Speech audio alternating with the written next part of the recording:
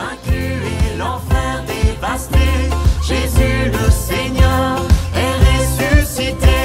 La mort est vaincue et l'enfer dévasté. Jésus le Seigneur est ressuscité. Alléluia, le Christ est vivant. Jésus est vraiment ressuscité.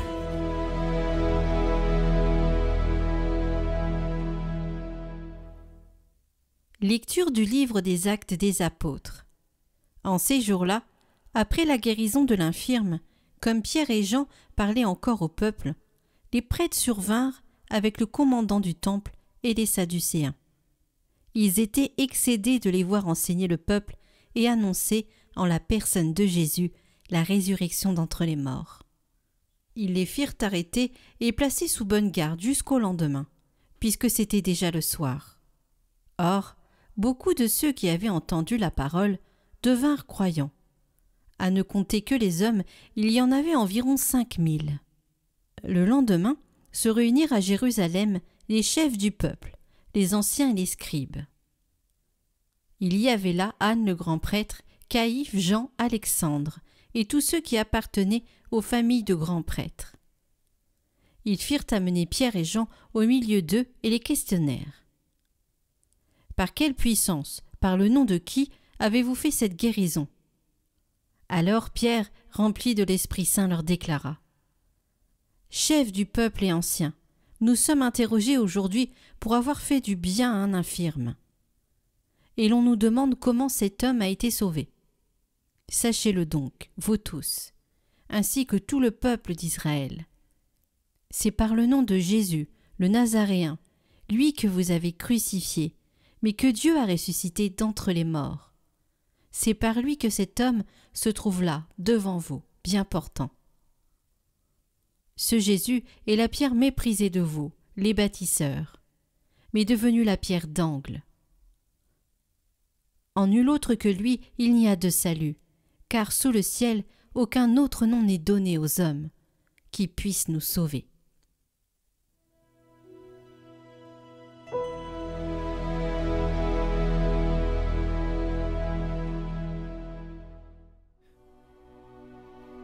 La pierre qu'ont rejetée les bâtisseurs est devenue la pierre d'angle.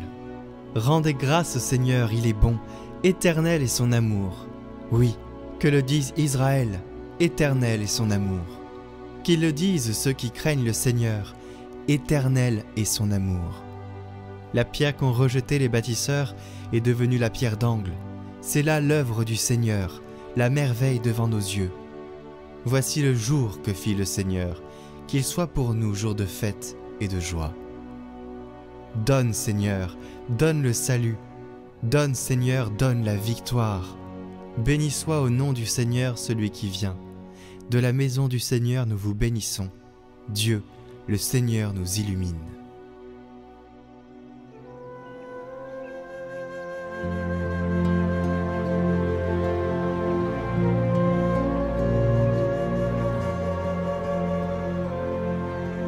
Évangile de Jésus-Christ selon saint Jean. En ce temps-là, Jésus se manifesta encore aux disciples sur le bord de la mer de Tibériade. Et voici comment. Il y avait là, ensemble, Simon-Pierre, avec Thomas, appelé Didyme, c'est-à-dire jumeaux, Nathanaël, de Cana de Galilée, les fils de Zébédée, et 2 autres de ses disciples. Simon-Pierre leur dit : « Je m'en vais à la pêche. » Ils lui répondent : « Nous aussi, nous allons avec toi. » Ils partirent et montèrent dans la barque. Or, cette nuit-là, ils ne prirent rien. Au lever du jour, Jésus se tenait sur le rivage. Mais les disciples ne savaient pas que c'était lui. Jésus leur dit : « Les enfants, auriez-vous quelque chose à manger ? » Ils lui répondirent : « Non. » Il leur dit : « Jetez le filet à droite de la barque, et vous trouverez. » Ils jetèrent donc le filet, et cette fois, ils n'arrivaient pas à le tirer, tellement il y avait de poissons. Alors, le disciple que Jésus aimait dit à Pierre : « C'est le Seigneur !» Quand Simon-Pierre entendit que c'était le Seigneur, il passa un vêtement, car il n'avait rien sur lui, et il se jeta à l'eau. Les autres disciples arrivèrent en barque, traînant le filet plein de poissons.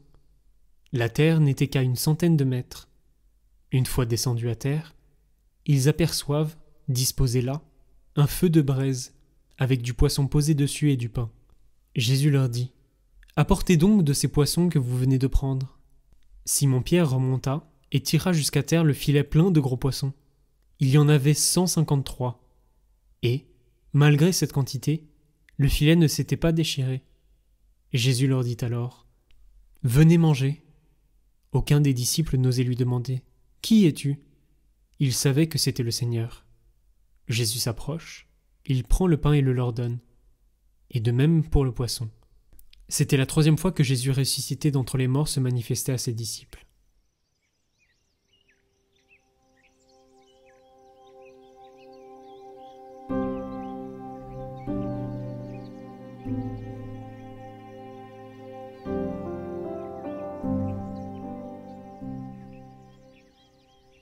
Les disciples firent confiance à Jésus, et le résultat fut une prêche incroyablement abondante. Jean s'adresse alors à Pierre et dit « C'est le Seigneur !» Et immédiatement Pierre se jette à l'eau et nage vers la rive, vers Jésus. Dans cette exclamation « C'est le Seigneur !» se trouve tout l'enthousiasme pascal, plein de joie et d'émerveillement, qui entre fortement en contraste avec l'égarement, le désarroi, le sentiment d'impuissance qui s'était accumulé dans l'âme des disciples. La présence de Jésus ressuscité transforme chaque chose. L'obscurité est vaincue par la lumière. Le travail inutile devient à nouveau fructueux et prometteur. Le sentiment de fatigue et d'abandon laisse place à un nouvel élan et à la certitude qu'il est avec nous. Depuis lors, ces mêmes sentiments animent l'Église, la communauté du ressuscité. Nous sommes tous la communauté du ressuscité. Si un regard superficiel peut donner parfois l'impression que les ténèbres du mal et les difficultés de la vie quotidienne ont la primauté, l'Église sait avec certitude que sur ceux qui suivent le Seigneur Jésus resplendit désormais la lumière éternelle de Pâques. La grande annonce de la résurrection diffuse dans le cœur des croyants une joie intime et une espérance invincible. Le Christ est vraiment ressuscité.